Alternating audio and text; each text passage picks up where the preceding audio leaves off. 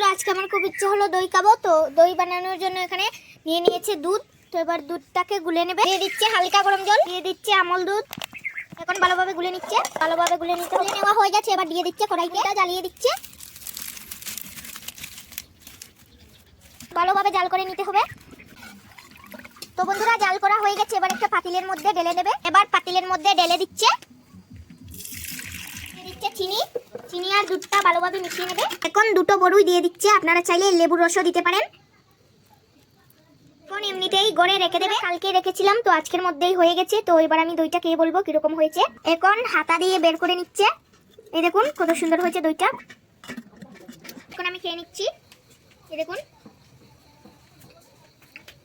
তো বন্ধুরা কি আর বলবো, অসাধারণ হয়েছে, পুরো বাজারের মতো, বাজার থেকে আরো বেশি টেস্টি হয়েছে। এরকম করে বাড়িতে বানাবে, অসাধারণ হবে,